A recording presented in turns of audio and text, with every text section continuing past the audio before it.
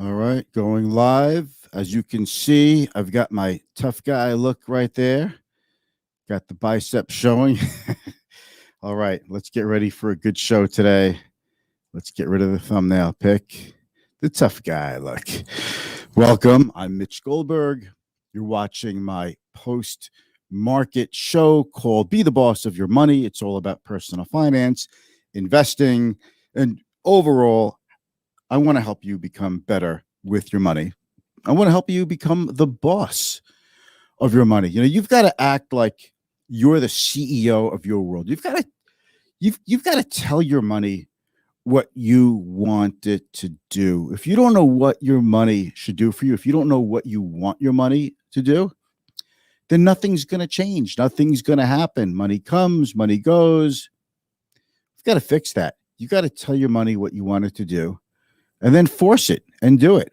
So if you're just joining me now, I'm Mitch Goldberg. Thanks so much. If you have any questions, hit me up in the comments. If you have any words of wisdom, words of encouragement, those are always appreciated as well. Let me know where you're tuning in from. I see Ram is out there. Thank you very much, buddy. Good to see you. And let's roll a quick intro. Today's story, today's hot topic, we've got a couple of things. We've got the key worries in the market. It's September. It's supposed to be, historically anyway, September is a rocky month. It could be the start of a new correction. Is this something you need to worry about? We're going to take a look at these things. So let's roll the intro, and here we go.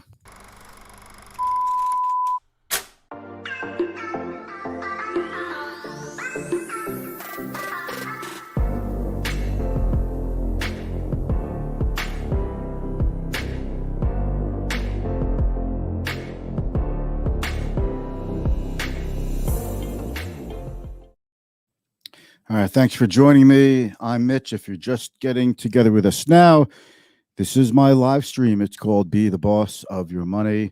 And that's right, I have a multi-camera setup because I think, I think it's cool. Now you're getting a quick layout, behind the scenes look. You've got the screen. That's my main screen. Screen number 2 over here. Camera 1, camera 2, camera 3 is you above my head. And here we go.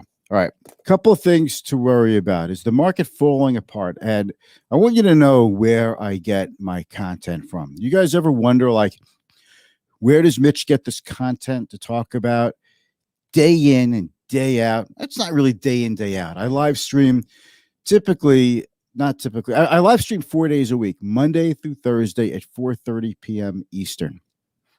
It doesn't happen every single Monday through Thursday. There are holidays. There are just life gets in the way. But you know what I mean. It's just I probably miss maybe 3 or 4 times a year. That's it. This is a really serious thing. I take the live stream very seriously, and I got to tell you, I can't wait to get started. So let me tell you. Okay. So let me tell you where I get my content from. I had lunch with clients today, lovely people, and I've got to say they're friends as well. They started out as clients, but now I consider these people dear to my heart. Okay, I love these people, and they ask me questions. We go through their concerns, and I do this all the time with people. That's where I get my content from, and I've been doing this as a financial advisor.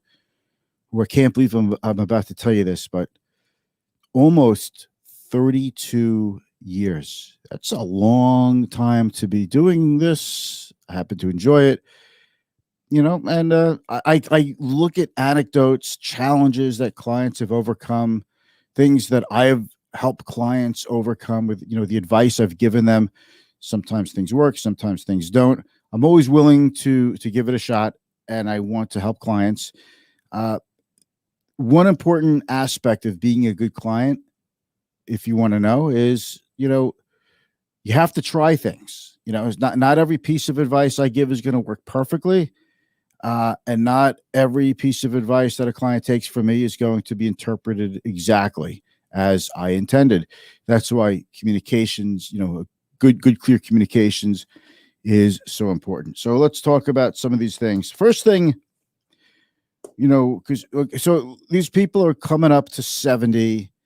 They've amassed some money. They're retired happily, but they have a lot more money now than they thought they would have, partly because COVID shut them in and they haven't done any traveling. They're pretty new to the retirement world.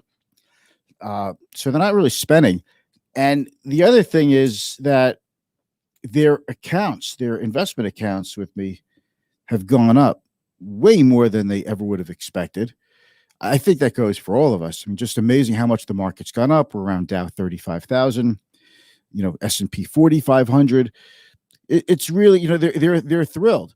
But we've got to now that they're like, kind of on the 1 yard line, we've got to make sure that we are talking about the right things and making sure we're pulling back. So some of the things I said to them, okay.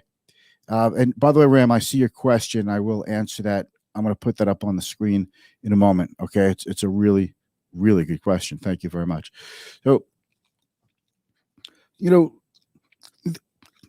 we keep going and trying to earn as much of a return as possible? Or do you start to pull back on the risk a little bit? And as I explained to them, they're still under 70. They still have longevity risk. That means the risk of running out of money before you die. These are the things we talk about. Granted, I know that might not sound like the happiest topic in the world, but once you address it, throw it out there, believe me when I tell you, everybody feels better because now you're addressing the elephant in the room and you're talking about what people need to talk about. We're putting the personal back into personal finance. So, what I said to them is, I said to them, I have my own views of what I think the stock market will do going forward over the short term, intermediate, and long term. And I've got a number of scenarios that could make me right. I've got a number of scenarios that could make me wrong. But what I told them is, I don't want their financial future to depend on my experiment, on my view of the world going forward. I base the investment decisions I make on their behalf and their account really based on their personal finance. It would be great to stay heavily invested, let the market keep going, let their accounts keep going up. They're about a 60-40 split. By the time we finished our lunch, it's been determined we're moving to a 50-50 split. I already did it. I actually did it right after we had lunch. So we're down to a 50-50 stock split, stocks to fixed income, which are bonds and cash. So that I want on their personal finance. They don't need to make a fortune in the market from this point. What they need to do is maybe have a shot to keep up or ahead of inflation, to keep up with inflation or ahead of it. But what they also need to do now is preserve a little. They can't afford another 2000 tech wreck or a 2007 to 2009 housing market plunge or another, whatever plunge we have. We talked about the COVID market, but that was actually very good for the stock market. All right. And we talked about why the stock market went up in spite of the economy doing so poorly. So that's what we spoke about. And I just want you to know that the decisions that you make don't have to be on what some market sayer says on TV or what you read on some online article. Make your decisions because your personal finance, your life cycle is changing. All right. It would be great to keep people in Facebook and Google. Those stocks have been big winners as examples, just as examples. And those aren't recommendations. Those are just examples of stocks that have gone up a lot. Okay. Microsoft is another one that's gone up a lot. But who's to say they keep galloping ahead? If you look at all the big winners from 99, 2000 in the tech wreck, what happened to them? They got crushed. So the biggest risk investors are taking right now is that they're betting that tomorrow in the stock market, that they're betting that tomorrow's stock market will look exactly like today. Like we clamor for stability, don't we? We clamor. Thank you, James. James is out there. Agree. Thank you very much. So we we clamor for stability, don't we? But if there's one thing that we don't have is stability. We have a lot less control over the world around us than we like to think. So that's where personal finance comes in. It's always about what if, and the most important question in personal finance is what if. And you just have to what if yourself to death to put everything together, and then you put together all the parts, the insurance, the investing, the kinds of accounts you have, taxable versus tax deferred versus tax free. And you keep asking what if, and as time changes, you ask what if again, because there's no such thing as a completed financial plan. There's definitely something as a plan that is always being monitored and a work in progress. All right, so let's talk about the things that could knock the market down. First of all, valuation. The stock market is measured by the S&P 500, which is an index, and you cannot invest directly into an index, but you could invest in a security that tracks or mimics an index. I say that so many times. It's like I could say it in my sleep. It's partly annoying, partly nauseating, but it's true. Okay, so the S&P 500 is trading at 21 times next year's earnings, but not by any stretch the most highly valued stock market we've ever seen. But earnings, in fact, the P ratio of forward earnings has actually gone down because prices of the stock market have become relatively just the same. They've been staying somewhat flattish lately, but the earnings component has gone up a lot. All right. But this is based on the 21 instead of, let's say, 15 or 18 times next year's earnings. That's based on expected growth in earnings next year. And that's based on also low, interest rates remaining low. It's tough to say what the Fed's going to do. It's tough to say. I think I know what the Fed's going to do. I think the Fed's going to start tapering their bond purchases by the end of this year, but we all think that. I mean, that's nothing, it's not new news. It's not like something unique. Okay. This is a little bit loud in my ears, so let me just lower that a little bit. All right, so that's one thing to look at. The other thing is margin. We've got record high levels of margin debt. Is margin debt too high? Margin debt is actually cooled off a little bit. So I'll just show you a quick chart. Pop myself up on the screen over here. Okay.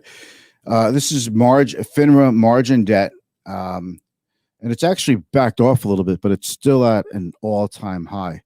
Why is margin so up when the market went up? This is just a one-year view. Margin keeps going up. So investors are trading on margin, buying on margin. They're borrowing money to take on more risk. And I think it's a sign of greed. I definitely think it's a sign of toppiness. I'm not saying that you can use any indicator I have or that I give you today as the ultimate indicator of a top in the market. But this is what people want to worry about or want to talk about. If you're a certain age, you're 20, 30 years old, there's nothing you could really do about it. You're going to invest. You're going to keep investing, and that's what you're going to do. But if you're 60, 70, there's a really good chance that your investment portfolio is bloated with more stocks than you expected. That's partly because baby boomers have been chasing stocks to load up on dividend-paying stocks. They think they're doing the right thing because you can't make money anywhere else. But people are overloaded on stocks more than any other time I've seen in my 32-year career. What else? Tapering. So the Fed buys bonds every month. They're expected to taper. This could be the end of the monetary easing era that started in the early 1980s when interest rates peaked. But what I could tell you is this: every central bank in the world is playing from the same playbook, as the Federal Reserve. Every one of them. Everyone has cut rates. Every central bank has cut rates, has printed money. Nobody wants, if you don't print money and cut rates, then your currency gets too strong. And then that hurts you in the global economy. Nobody wants that because this whole market now is about, the economy is about exports. So eventually, over time, we've had more divergence with different central bank policies than we have had such a homogenous set of policies from central bank policymakers. So that could cause a lot of disruption. Will it happen? Will it not? I think it will. Okay, I think there'll be a divergence in central bank policy. And then there's the Delta variant.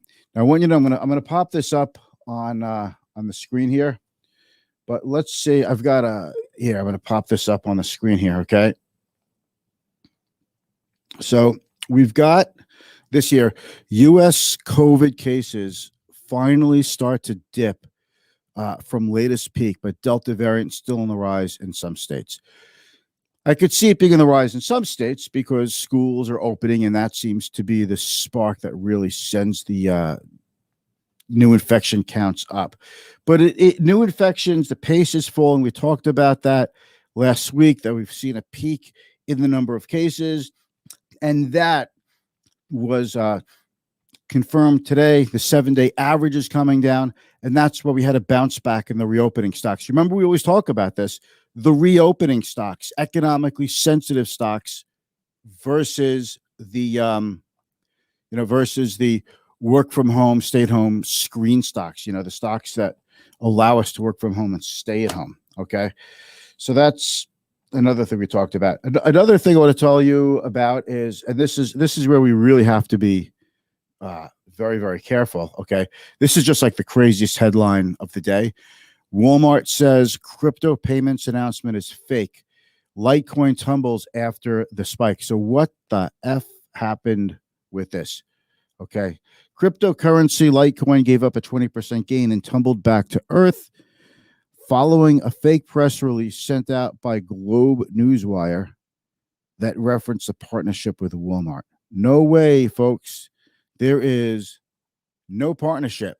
And Litecoin may have only been down 2% today, but it was up 20% today. So that's a 22% drop. And that's part of why crypto is the Wild West of the financial world. It's more than the Wild West. It's like the wild, the wild hyperspace. Is that a better way to put it? Yeah. So we've got to be careful about that. And I want to talk to you real quick about NFTs. A lot of people are asking me, what's an NFT? Non-fungible token. Think of it this way. My youngest son used to be really into Fortnite. Remember that like 2 or 3 years ago? Fortnite was really big. Fortnite actually is owned by Epic Games. And Epic Games just had a big falling out with Apple. So what people do is they buy, tools and weapons to be a better player at Fortnite. And when they buy it, it goes through the Apple store, but Fortnite, which is owned by Epic Games, said, no, we'll just buy it directly from us and bypass Apple. But that's a whole story for another day. The point of the matter is, in the game Fortnite, you have certain shovels and weapons and other tools. These are worth money. Kids are paying $5, $10, $15 for a tool or a weapon because it makes them better at the game. It makes the game more fun. And some of these weapons, as you get to higher and higher levels, you can earn them. And if you can't earn them, you could buy them. And after you buy them, if they become more desirable, if the demand goes up, you can sell these. You can buy something for $20 and sell it for $500. So these tools, and you're thinking like, and you may be thinking, why would anybody ever buy a tool or a weapon or a shovel or a hammer, something in a game? Just pay for the game, or you play with the game, and that's the end of it. But kids buy these things because it makes the game more fun for them. These tools are real tools. They might only exist in the digital world of Fortnite. And that's like a non-fungible token, an NFT.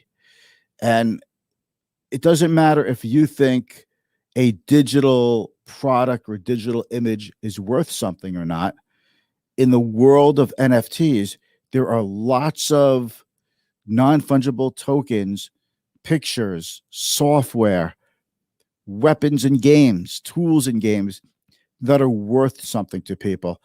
And as long as it's worth something to people and they're willing to pay for it, there's a market for those things. So that's how I explain what a non-fungible token is. As far as, well, I don't want to get overly into the technology stuff. I'm just letting you know all the things that I talk about with people on a daily basis. Okay, so now I want to take a question from Ram. Question from Ram in Houston. Question: my dad is in the verge of retiring. He's about to retire. He doesn't have a 401k. He has a bit of money in his savings. What should he do? He retires next year. Where should he invest his money? He is old school, doesn't believe in investing, but is open to suggestions. What would be his first step? Okay, this is a tough one because unless he has like an obscene amount of cash saved up, you know, what is he going to live on to pay his bills? You're not saying how old he is or how his health is here, but I'm assuming he's probably a pretty young guy still, pretty young man still, and he'll have Social Security coming in. Does he have a pension? Does he have something coming in? Now, if he doesn't have a 401k and he doesn't have money in the stock market and just a bit of money in his savings, what should he do with the money? Unfortunately, somebody in that situation, if they need that money, and that's like, let's say their only money, their only access to an emergency fund, the money should just stay in cash. There's nothing else to do. They have to stay in cash. He has to stay in cash in this example because he can't afford to take the risk of losing that money. You can't invest your emergency fund. So that's my story. I'm sticking with it. I wish I had better news for you. Investor education and personal finance courses are so important when you're young. So by the time someone like your father is ready to retire, they have already made lots and lots of good decisions. I realize not everybody has the wherewithal and opportunity to learn about this stuff. I don't know when he immigrated to the United States, but I know he did. So it's a tough one. I wish I had a better answer. And the only thing I could say is work longer, do a side hustle, drive a car for Uber or something. But if that's all he has and he cannot afford to live just on whatever meager income he has coming in from Social Security, he's going to have to do something. And that money, what's he going to do? Go for broke and just throw it into some crypto and possibly lose it all? He doesn't have the time horizon or the earnings years ahead of him to make up for a loss. And it sounds like if he has limited savings, it's probably his only access to funds in case of a severe emergency. Wish I had a better answer, but there's really not much that he could do. Okay. So that's really about it. It kind of was a mishmash of stuff. I have my notes here, and I'm just going to make sure I covered everything. All right. So last thing, and I've pounded this subject so many times, but I want to make a meme like, oh, were you investing based on macroeconomics? Macroeconomics, the big picture, like GDP, the world coming to an end because of COVID. So people decided to get out of the stock market, sell everything because they knew the economy was going to be terrible. They knew it was going to be, COVID was going to cause a massive, massive coronary for the global economy. And it's true. That did happen. Luckily, here in the United States, we were able to throw that COVID so far. and more looks to be on the way. But that is not what affects the stock market. The COVID environment that can ideally suited companies that I consider screen stocks, companies that enable you to live at home, work from home, stay at home. And those are companies like Amazon, Facebook, Apple, Netflix, something that could keep you busy or entertain you or keep you connected or keep you shopping. And since those are the biggest stocks and they did well, they lifted the whole stock market, and that's where we've had such a strong market. On the contrary, now we're still talking about the reopening play. We're still talking about the economy getting back on its feet, but that doesn't necessarily translate into a better stock market. I mean, I hear this, I hear this all the time. People are always talking, oh, well, the stock market could do a lot better. Maybe that's good. I don't know. I mean, I think if the economy could do better, I think that would be great. But people are talking about the stock market. And I see these soothsayers on TV saying, oh, well, we still think there's upside in the stock market because as the economy recovers and the Delta surge fades, the economy gets back on its feet and we get strong GDP. Well, there you go. That's good for the stock market. People always equate and connect mentally the economy and the stock market. That is such a mistake to do. If you are trading mineral companies, iron ore companies, really deeply economically sensitive stocks, the economy as measured by GDP would impact those. A strong economy would help economically sensitive stocks. I'll grant you that. Absolutely. But don't think that, well, if the economy is going to do better, the stock market's going to do better. We just saw a lousy economy for a year and the stock market did great. But now if the economy improves, the stock market will do great. And I that just doesn't work out. It doesn't jive in my mind.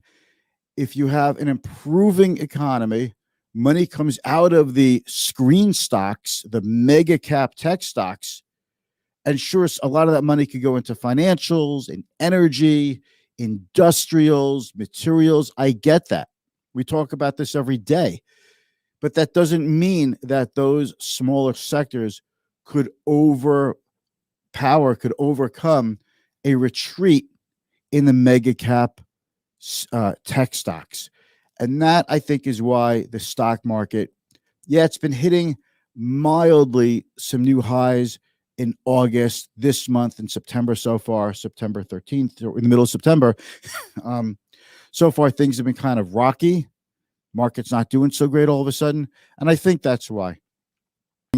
To a better economy and really transitioning past peak COVID infections, why do you think that has to be good for the stock market? The opposite of that was why we were hitting new highs in July and August. If you ever noticed, every time we got more bad news on the COVID front, 2 or 3 days later, the S&P, the Dow, NASDAQ, they hit highs. Today the Dow went up, but that's led by the economically sensitive components because bank stocks and energy stocks did very well. They led the market higher today. All right. That's the story for today. I hope you'll join me again tomorrow. That's about the time that we have. Ram is here. Thank you. He will. Okay. I'm sorry, Ram. I didn't mean to skip over your question. He will be getting Social Security. It's just, is it going to be enough? I mean, we know Social Security is not a whole hell of a lot of money.